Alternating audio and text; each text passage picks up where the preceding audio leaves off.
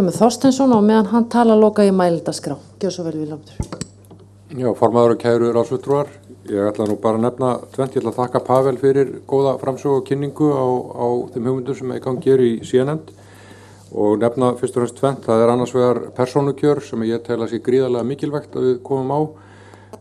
Það lítur að mörgum atriðum. Það tengist þessari ábyrgð sem ég var að tala um í fyrri innleggjum hér á þessu fundi, að það sé hægt að draga einstaka þingmenn til ábyrgðar og að þeir hafi ekki þá tilfinningu að þeir sitji í öruggu skjóli og þurfi ekki að óttast dóm kjósenda.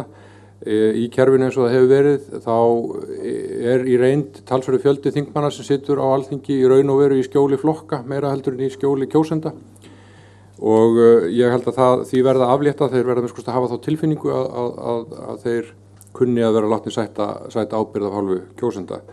Einnig tel ég að við eigum að gæta því með persónukjörinu einnig að það sé möguleiki fyrir óháða einstaklinga að bjóða sig fram utan flokkakerfisins og tel það mjög gott að það sé möguleiki fyrir fólk að fara inn á þing án þess að þurfa að vinna sig í gegnum flokkapíramída fyrst.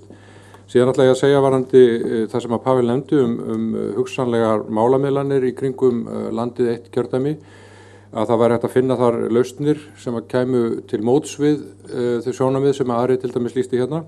Og ég hef verið einn af þeim sem að er eindreginn fylgjandi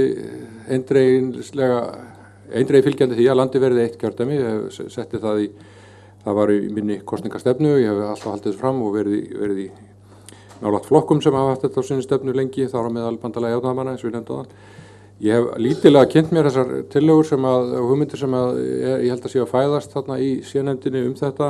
Ég veit að Þorkell Helgason hefur sett fram ákveðnar hugmyndir í þessu efni, hann er nú fjarverandi hér í illu hylli